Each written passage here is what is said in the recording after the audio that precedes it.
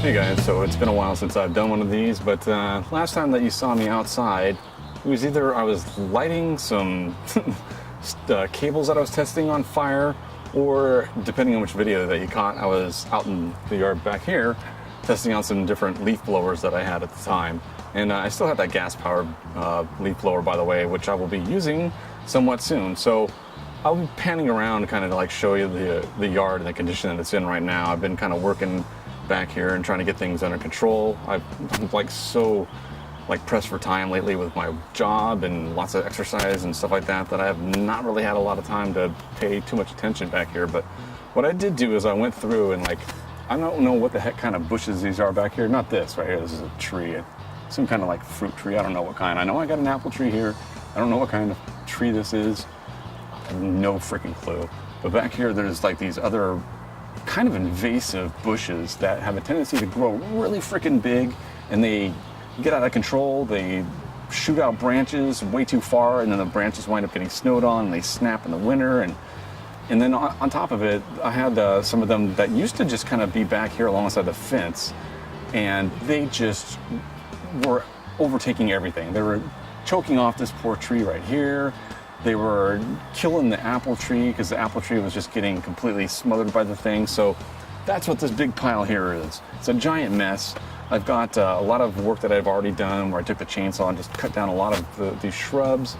The neighbors were really cool too. Apparently this rose bush or whatever the heck it is right here needed to be pruned in some specific way, and they were really cool and came over here and trimmed it up. I think they have some a garden of their own that they're trying to grow, so they probably wanted to get some of that out of the way too, so they can maximize the amount of light that they have in their yard, which is completely understandable.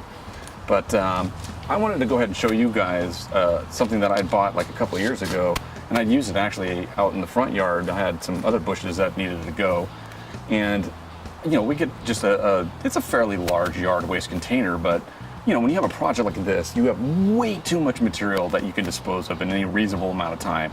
I mean, I would sit here and probably take until fall, literally, to cut everything up into small enough pieces to be able to put it in the yard waste and put it out on the curb every week, and that's just completely not acceptable for me. I want to get stuff done when I have time. I want to be able to knock stuff out and get it out of the way. So that's why you see piles of sawdust here, piles of sawdust over there, because I've taken this great thing right here. This is a Troy-Bilt Chipper Shredder Vac that I got off of Craigslist, and I think I spent $300 on it, and it's performed fairly well. The guy that I bought it from actually got it from some other person who I think he moved to, I don't remember. It was he either moved to a different state or he moved out of country, or wherever he moved, he couldn't take this thing with him. It's a fairly large, piece of machinery. I mean, in the context of trying to move it somewhere anyways, it's not like a massive one. It's like one of those giant ones that you get, that are able to take really giant limbs and stuff like that. But it does a decent job. One of the problems that I had with it, though, was that the guy had taken care of it and kept it in a shed, I believe, but there's still moisture and stuff in a shed. And what wound up happening is that I think he might have put it away wet, or it could have been me too. I did not pop the assembly off to allow the inside to dry. So maybe with the moist, nasty kind of weather that we get up here in Washington State during the winter time, it might have just been too humid. And eventually what wound up happening is that and I'll take this apart because I needed it. I want to show you guys some of the stuff that I've done. But there's a basket that's inside of it that just kind of sits around the circumference of this right here. And I'll show how it's inserted. But what winds up happening is that depending on which of these that you're using, whether it's the vacuum part of it or whether or not you're loading in some debris into the chute here, there's a blade in here that'll take all the material and throw it through the chute and chop that up. But then there's these spinning they're like fan blades almost, but they're really super thick and they're made out of really hardened steel, and they basically spin around inside this area inside here, and there's basically these slits in this basket thing that inserts inside, and what happens is as those fan blades are rotating around, it creates a vacuum and it'll suck stuff up through here, and then those blades also double as something that will chip up all the material that gets vacuumed in and then shoot it into either the basket or I've had so much stuff that I've had to run through it that I've just unzipped it and just let it blow everywhere, and I'll go ahead and clean that stuff up. It's easy, just take a shovel, and I'll probably just wind up like putting it up there as kind of like a mulch for the landscaping and stuff. But I thought that, you know, you guys got a kick out of all the other like lawn equipment that I had at the time with the leaf blower, so I figured this is like, you know, this makes that backpack leaf blower look like a little toy in comparison. Now, what I also had to do was that since it is an older piece of machinery, the carburetor on it was really not performing very well. I think that the coil on it was probably, if it wasn't completely fried, it was barely working, and the spark plug probably needed to be replaced as well. So what I wound up doing was just, I didn't spend a whole heck of a lot of money, but I was able to replace the carburetor on it and throw in a new spark plug, throw in a new coil on it, and it starts up a heck of a lot easier. It's still kind of painful to start because it is a giant 5 horsepower motor that's on this thing that you're pulling, you know, like a lawnmower. So imagine like a 5 horsepower lawnmower, but on top of having the blade on a lawnmower that you're spinning this giant flywheel that's in here, and it's a very thick, very heavy flywheel that has those fan blades that are hanging off of it on top of it. So you're pulling that chain, you're making that spin as well. So it's really difficult, and that was a challenge to start, to say the least. One of the things that had happened was that the basket was fairly old inside of this, and then the blades that are inside here, the fan blades, also were old. And I believe what was happening was that as I was chipping some of the debris up there, one of the fan blades finally broke off of the housing, and it just, you know, that 5 horsepower motor is spinning that flywheel super fast, and it just raked across the entire basket, bent the whole basket, all the, I guess they'd be called flutes, bent all the flutes outward, and I had to like sit up there forever trying to bend all those back in so that way I could go ahead and remove it. And I had to order it. I found replacement parts on eBay for this thing. Apparently there's a guy that manufactures them, so that was great. So I ordered a new one of those and got new blades, a new blade installed, and I got new fan blades for it too. So I'll go ahead and pull it apart and kind of show you guys exactly some of the things that I've done to this to kind of make it run a heck of a lot better. I still think what I'm going to wind up doing though is loading it up on my trailer and taking it to a lawn care center, because I don't feel like it's running quite right. I'm not sure what it is that I needed to adjust. I don't know, maybe I'll look it up on YouTube as well and see if maybe I can't get some pointers on how to adjust the carb on it, because it just doesn't seem like it had the same level of horsepower as it did before. Like, I could swear that I could load material in a lot faster and it wouldn't get bogged down quite as much. And as I was loading material into the chute, it was chipping at a lot faster rate. With this, it's very weird. It seems like as I'm feeding into it, then it actually chips better as it's getting bogged down. It's like, you sit there and like it'll be spinning really super fast. You'll stick some material in there and jam it in, and it'll just kind of, I don't know, you'll see it, because I'm going to go ahead and fire it up and show you guys what it looks like when it's in action too. But it's really strange. As it slows down, it actually feeds the material in a lot better. Why? I don't know.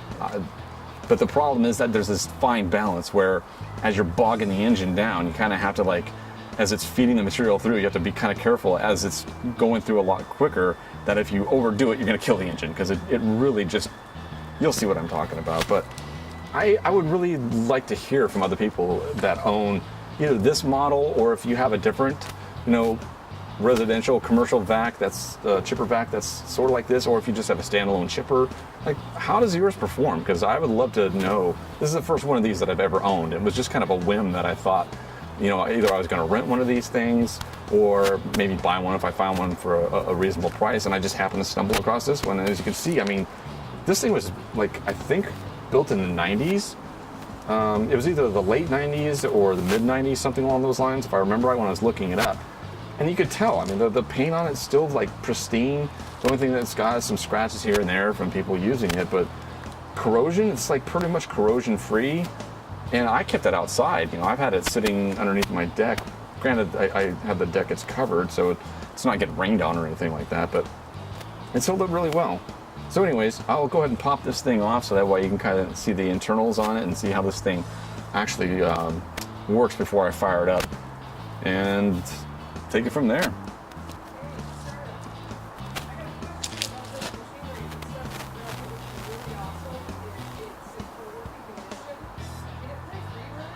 Can it play Freebird? My wife has a question on whether or not this thing can play Freebird.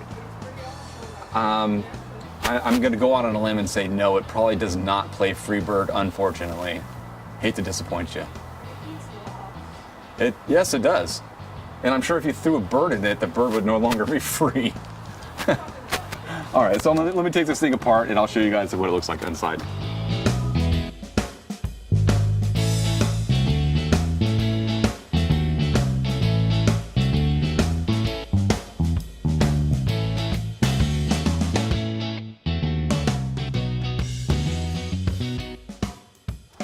Okay, so here we have the inside of the Troy-Bilt Chipper Vac, and I don't know why I have a hard time saying that over and over, but it's a weird combination of words, I guess.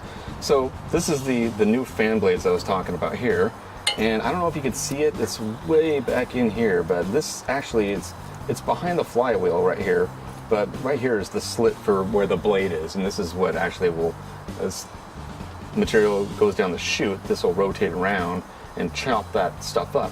Now the material will wind up inside this area inside of here, and as these blades are spinning around, you can see that there's these slits I was talking about, these little flutes that are open, and as that the wind will come through, or the air will be pulled in through this area down here from the actual vacuum attachment, and it creates a vortex in here, and it spins everything up in against these flutes. And as you can see, the basket comes out nice and easy. So this is actually the piece right here where everything gets basically scraped up against it and chopped up even more, and then eventually it'll get flung back out here into the bag itself. And that's basically how it works. Now what had happened was like one of these here that I was talking about, those are the fan blades. One of them had somehow broken loose and just absolutely demolished this thing. I don't think I kept it. I should have kept it, because that was really interesting to say the least. Like the motor stopped just about instantly when that happened, because the blade just like slammed up against it, and just it was really like I kind of was a little concerned because I didn't know what the heck happened, because all of a sudden it just went bam, made all this crazy noise and just stopped. I knew something catastrophic had happened. I was hoping the engine hadn't blown up, and it hadn't, so that was the good thing. So that's the inside of the deal. That's the working end of it, where all the magic happens. So I'm gonna go ahead and slap this back on, and I'll kind of give you like a little tour of the thing itself. That way you can kind of see it from a few different angles, and then fire it up, and you can see exactly how this thing works.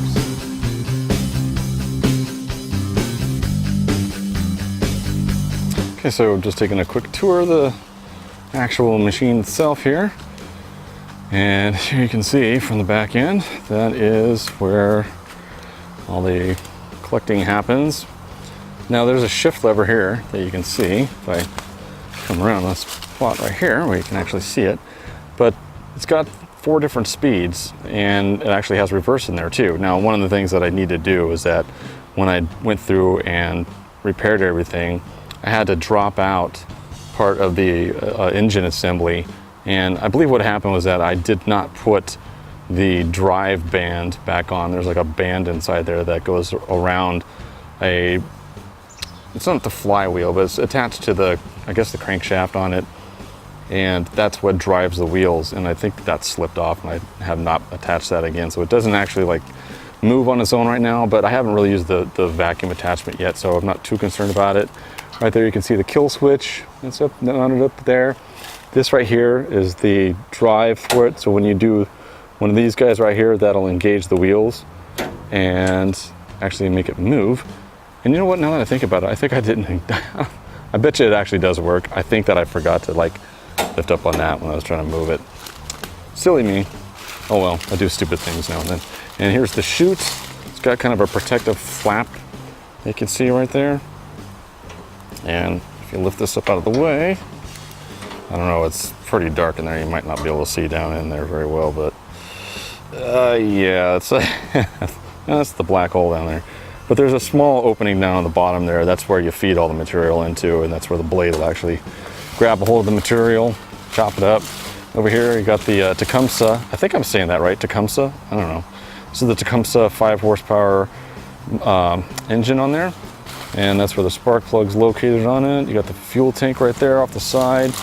I don't know how many, it might take like a US gallon, maybe 3/4 of a gallon. There's the pull mechanism right there, the pull start assembly, and yeah, that's one of the things that I had to like remove in order for me to actually swap out the coil and everything like that, because up here you can see where the spark plug is, but underneath this plate right here, the coil is actually mounted underneath this, but when you remove this plate, you don't actually get to the coil. You have to actually pull off a few additional parts to be able to get down into the coil. And here we got the carb. I got a new air filter in there, and the carburetor that's brand new. You can see it back there, it's all nice and shiny. And it's a little bit different from the original one. The original one had the choke would come out here, and you would do it this way. This, now the choke is kind of like back in here, which is a little odd, a little strange, but whatever. The throttle assembly, you can't really see it, but it's back in here. This throttle assembly is back there. And muffler with from the exhaust port. And then the front, here's the Troy-Bilt logo and all that stuff. And then the actual vacuum assembly from the front of it. And that's really about it. Now, you add the oil up here if you need to add the oil. And I probably need to go ahead and swap out the engine oil. I haven't changed it in probably 2 years or so, so it's probably overdue. So that's actually just kind of a quick tour of the thing. You've already seen this side of it, so that's kind of boring, but I can actually show you a little bit of what I've done to the yard here. Maybe I might need to boost up the gain on it, so maybe you can see a little bit. There we go. So there's a lot of blackberry bushes and junk like that that are kind of growing over there that I'm gonna have to take care of. I have not tackled that little corner yet, but as you can see, the apple tree is looking a little bit healthier. I probably need to go ahead and actually hit this with some anti-mildew, anti-fungicide or something like that, because it's got a lot of like greenish junk that just is really prevalent, moss and junk like that. But over here you can see where I cut down all these other shrubs. And when I was talking earlier about these shrubs right here, this is the material that I'm going to be chopping up. I won't be able to get all this done today. We actually have some place that we need to go to in a little bit here, but that's right over there is the actual shrub itself, that one of them that I've left up because, you know, it's nice to have some privacy. I want to be able to let this grow. I'm actually going to trim more of that. I'm going to have to get like a pole saw and cut down some of these limbs that are still overhanging. And the same thing goes with this evergreen tree that's sitting over here. But I have this evergreen, nice big giant evergreen right here, but it's kind of overshadowing with a lot of the branches this poor tree right here, which you can see is growing at a very, very unhealthy angle, just kind of doing its best to try and get to some sunlight. Poor thing, you know, it's really, and that's just not going to last like that. It's just stressing out that root system, and with the amount of rain that we get here, that the ground becomes super saturated sometimes, and that's just going to wind up toppling over in some wind. So it's in dire need of some help there, so I'm going to try and do what I can. So yeah, you can see over here where I had cut down a lot of those bushes, where the heck it is over there. You can see all of them over there inside that corner where you can see some of the light filtering through there on the ground. That is the same type of stuff that was just growing over here, and it had just overgrown. I mean, the whole thing was just like, it was crazy, like how intrusive these things can get and how rapidly they grow on top of it. And back here we have a green belt that is actually on the neighbor's property, but they can't do anything with it because there's actually a creek that runs back here too. And since the creek runs through it, the county, I don't know if it's a statewide thing, a county thing, whatever, but they can't really do anything. And so like there's trees that have been falling over and all kinds of just stuff that's, and these giant, just massive cottonwoods. You're not gonna be able to see the very top of these guys, but they are way, oh yeah you can, they're way the hell there. I mean, these branches, it looks small from here, but trust me, those are like a good 4, 5, 6 inch branches, and they'll come crashing down in the backyard every now and then. during high winds, which really sucks and it makes a big mess. But hey, you know what? That's what that's for. And we can chainsaw it up and get rid of a lot of this material. And so that's what we're going to be doing a little bit today, just to kind of show this thing off and show you how it operates. So without any further ado, I'm going to go ahead and cut this off, and we'll get this thing up and running, and that way you can hear it running and see it in action. So one of the things I want to kind of like go over is safety. Make sure you got some gloves on. This stuff's going to tear up your hands, and not only that, but as it's getting pulled through this thing, it's going to slide across your hands. This thing doesn't really pull material through very well though, so it might be kind of a non-issue. But still, you know, there's pokey stuff. It's mixed in with some blackberry branches and stuff, and blackberry branches have super sharp thorns. As a matter of fact, they probably just go right through these gloves anyways, but you know, if you can try to minimize the amount of pokiness that you're going to get, you know, I would highly recommend it. Ear protection, because this thing is loud as hell, and if you're going to be sitting here like going through a big pile like this, you're going to be out here for hours, and you're really going to have a hard time and probably do some permanent damage to your hearing if you don't keep your hearing on. Or your hearing on. Yeah, if you don't keep your hearing on, if you don't keep your ear protection on, hearing protection, whatever you want to call it. And last, some safety squints. You want to make sure that you maintain your eyesight, because this can kick stuff back, and the last thing that you want is to have a chunk of wood kick back and get stuck in your eyes. I've had actually material bounce off these goggles before, so absolutely critical that you have that. So let's see how this thing does. I haven't fired this thing up, and I think I might have done a little bit of work last weekend, so it's been at least a week. And I don't remember if I have the choke open or closed, because I can't see the actual carburetor inlet, so I don't know. I'll just kind of like play it by ear. We'll see how rapidly this thing starts. Hopefully it doesn't take a lot.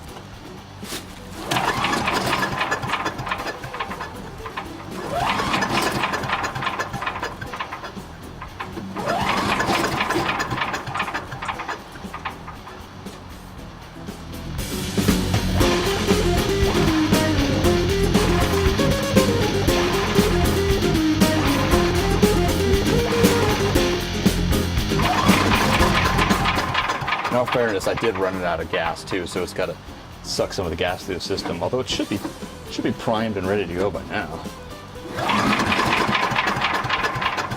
But the engine's also cold as hell, etc., etc.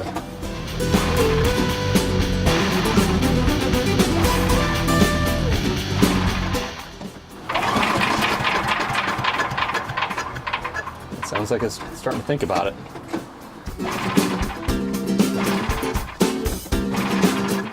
Wish I had an electric start. Wouldn't that be nice?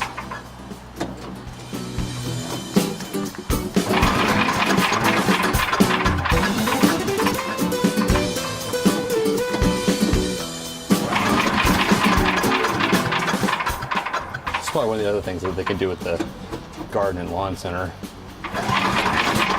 Make it a little easier to start. Especially have to get this carb adjusted right. It looks like it might be flooded too. I've seen some gas dripping out.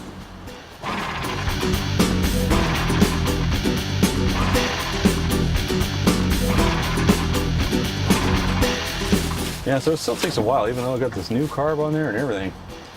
It still takes a little while to get this thing fired up.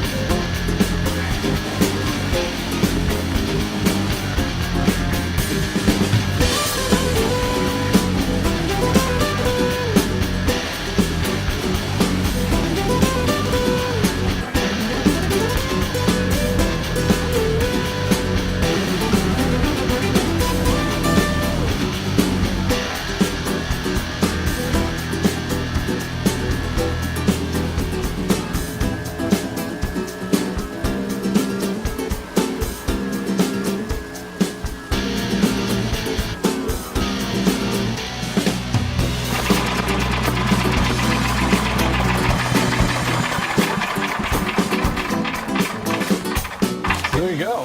That is the Troy-Bilt Chipper Vac. And this is the 5 horsepower version. They also made a 4 horsepower version, if I recall correctly.